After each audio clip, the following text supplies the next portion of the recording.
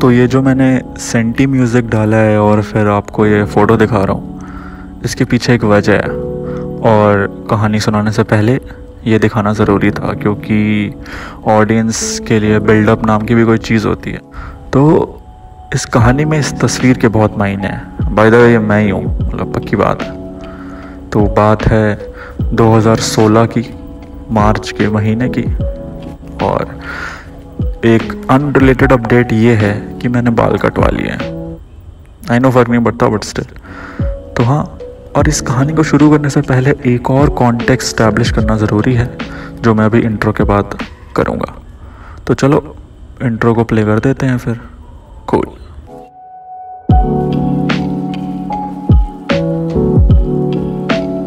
मैं जब भी कोई वीडियोस बनाता हूँ, मैं ज़्यादातर मेरी कोशिश होती है कि मैं कोई बड़ी बड़ी बातें ना करूँ, मैं ज़िंदगी की छोटी छोटी बातें करूँ, क्योंकि ज़िंदगी की खूबसूरती जो है वो उन्हीं से है, चार्म उन्हीं से है। तो मुझे छोटे छोटे मोमेंट ज़िंदगी में बहुत याद रहते हैं। आपको अपने 12th का बोर्ड एग्जाम इतना याद नहीं रहेगा, बट आपको ये बहुत याद रहेगा कि आप साइकिल से कब गिरे थे, आपके घुटने में कभी चोट आई थी।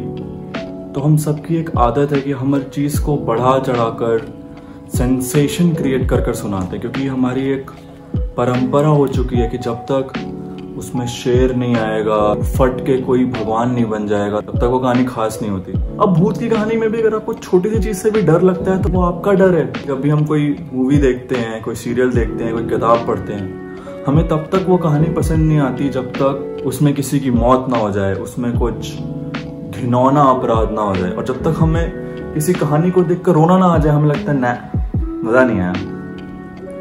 तो मैं बस उसी मिथ को तोड़ना चाहता हूँ, और मुझे लगता है कि जिंदगी की छोटी छोटी जो कहानियां होती हैं वो असल में सबसे यादगार और अनमोल वही होती हैं।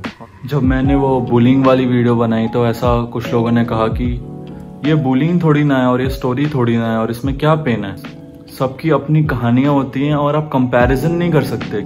और ये कौन डिफाइन करता है कि इतना कर देना सही है और इससे आप आगे बढ़ोगे तो ये संगीन अपराध है? ये कौन तय करता है? फिल्टर नहीं कर सकते, आप कंपेयर नहीं कर सकते कि ये घटना ज्यादा इंटरेस्टिंग थी या ये ज्यादा इंटरेस्टिंग थी। ये पीछे जो आपको ये टूटा हुआ दिख रहा है, मैं चाहूं तो ये छुपा सकता हूँ, पर ये भी मेरे जिंदगी का हिस्सा है और मैं इसे साझा करना चाहता हूँ। मुझे लगता है ये छोटी छोटी जो क्रूतियां कहें या जो छोटी छोटी कमियां कहें हमारी जिंदगी की, जैसे ये मेटाफोरिकली जो मैं दिखा रहा हूँ, यही छोटी छोटी चीजें हैं जो हमें असल में शेप करती हैं, और हमें इनसे कभी भागना नहीं चाहिए। ये नहीं होता कि आपकी कहानी मुझसे बेहतर है या मेरी कहानी आपसे बेहतर है। तो कहानी है 11 से 13 मार्च 2016 की, जब श्री श्री रविशंकर जी ने एक वर्ल्ड कल्चरल फेस्टिवल ऑर्गेनाइज कराया था, जहाँ पे दुनिया भर से नेता, spiritual gurus, everyone came there. बहुत बड़ा इवेंट था वो, and I was a naive student back then, I still am. तो मेरे को ये बड़ा था यार, पता नहीं हमेशा से, कि मेरे को हर चीज में पंगे लेने थे। मैं कॉलेज की फीस से लेकर my pocket money, everything I manage on my own. मैंने बहुत मजे करे हैं through out my college life, I really enjoyed it. मैं हमेशा कुछ ना कुछ कर ही रहा होता था, हमेशा। मतलब कभी किसी इवेंट में घुस गए, कभी कुछ कर लिया। I used to do this event management thing, जहां पर सपोज टाटा का कोई ट्रक लॉन्च हुआ है तो उसके लॉन्च पे it was at times odd job also, कि वहाँ पे ट्रक लॉन्च हो, वहाँ पे बस खड़े रहो, वहाँ पे खड़े रहो, व्हाइट शर्ट ब्लैक पैंट पहन के खड़े रहो बस पूरे दिन।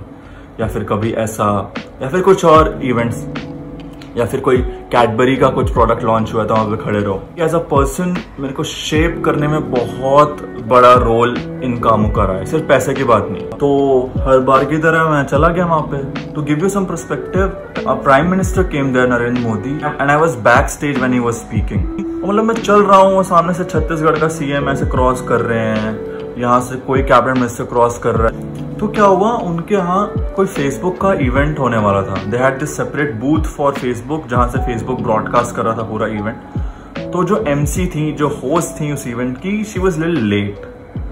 सो जो इवेंट मैनेजमेंट कंपनी थी, जो उसकी हेड थी, उन्होंने हमसे पूछा कि कोई है जो एंकर कर सकता है, और मैंने मतलब हाथ उठा दिया कि हाँ मैं कर सकता हूँ। उन्होंने एक लड़के को फोन पकड़ाया, मुझे माइक दिया, कहा कि ठीक है करो, and I started doing it. That was my first time ever जब मैंने mic as an interview form में मैंने माइक पकड़ा था और पूछ रहा था, थोड़ा नर्वस में था ऑनेस्टली। तो मैं भूल गया था कि माइक का स्विच ऑफ या ऑन करना है, तो वो गलती से मुझसे ऑफ रह गया। उन्होंने मुझे इतना सुनाया उस चीज के लिए that I was almost in tears. मैं उसको छुपा रहा था बट मुझे बहुत बुरा लग रहा था उस वक्त। तो मुझे लग रहा था कि धरती फट जाए और मैं नीचे गिर जाऊं या फिर बस मैं भाग जाऊं यहाँ से कैसे भी। और उस दिन मुझे समझ आया कि I want to make videos, मुझे क्रिएटिव चीजें करनी है और मुझे अपनी शर्तों पे करनी है चीजें, क्योंकि मैं ऐसे डर के और भय के माहौल में काम नहीं कर सकता। ये शायद अच्छी बात नहीं होगी, ये मेरी शायद बुराई होगी, पर ऐसा ही है। अगर आप मुझसे प्यार से बात करोगे तो मैं वो हर काम करूंगा, पर कोई रूड होता है मुझसे तो मुझे प्रॉब्लम होती है। ऑन हर डिफेंस मैं मानता हूँ कि उनके ऊपर बहुत प्रेशर होगा, 100 जिम्मेदारियां होती हैं या उनके पर्सनल इश्यूज भी हो सकते हैं जिसकी वजह से वो उस दिन परेशान हो। इन जनरल लोगों से थोड़ा नाइस होना आना चाहिए, क्योंकि अगर आप किसी से प्रोफेशनली भी काम कर रहे हो तो आप उससे आराम से भी बात कर सकते हो और उससे काम निकलेगा। मुझे एक चीज समझ नहीं आती आजकल, वो है दिस वर्ड कॉल्ड प्रोफेशनलिज्म। जितना स्कैम है ना इस वर्ड में, इतना स्कैम तो मतलब क्या बताऊं मैं, नेता भी नहीं करते जितना स्कैम और भ्रष्टाचार इस वर्ड ने करा। जहाँ पे हमें ऐसा लगता है कि किसी से कोई काम निकलवाना है तो बदतमीजी ही करनी पड़ेगी, वरना वो काम नहीं होता। और बस कोइंसिडेंस चेक करो कि मैंने ये वीडियो रिकॉर्ड कर ली थी, एडिट कर ली थी, फिर मैं रणवीर कपूर का AIB वाला पॉडकास्ट सुन रहा था and he said the same thing. Whoa. If I don't like a person, if I believe that a person is not a good human being, I don't want to give myself to him. I don't like a person, I don't want to work with him. Simple. इसके बाद I started applying for various radios and I also got in there. पर मुझे हर वक्त ऐसा लगा किसी radio में या किसी TV प्रोडक्शन में कि मुझे वो इंडिपेंडेंस महसूस नहीं हो रहा, जहाँ पे कोई और आपको बताया कि ये बोलना है और ऐसे बोलना है और ऐसे नहीं बोलना है। जो RJ नावेद हैं, लेजेंड, मैं उनका एक TEDx टॉक देख रहा था जहाँ पर उन्होंने बताया कि कैसे कॉल सेंटर में वो पहले काम करते थे and people were like you have to speak in certain language only. नमस्कार, मैं एयरटेल से बोल रहा हूँ, आपकी कैसे सहायता कर सकता हूँ। रूल्स ब्रेक करने की अपॉर्चुनिटी होती है, वो आपको बड़े बड़े कॉर्पोरेट नहीं देते। बट अब जब मैं रेट्रोस्पेक्ट में इस बात को सोचता हूँ तो मुझे लगता है कि she was one of the biggest teacher for me, क्योंकि अगर वो नहीं ऐसा करती तो मुझे मोटिवेशन ही नहीं मिलती खुद का चैनल खोलने के लिए। ऑल्दो मुझे चैनल खोलने में 4 साल लग गए और सिर्फ एक यही वजह नहीं थी, बट एक बहुत बड़ी वजह थी, क्योंकि एज अ कॉलेज स्टूडेंट मेरा ये था कि मैं हमेशा रेडियो चैनल्स को मेल करता था, कॉल करता था, कोशिश करता था अंदर घुसने की या फिर TV चैनल्स को करता था।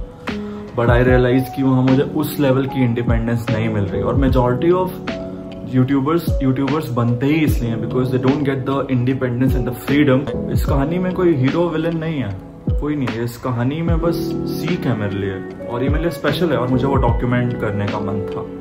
यही बात है, सादगी से ज्यादा चार्म किसी चीज में नहीं होता और यही एक कल्चर है जो मैं प्रमोट करना चाहता हूँ अपने चैनल के थ्रू।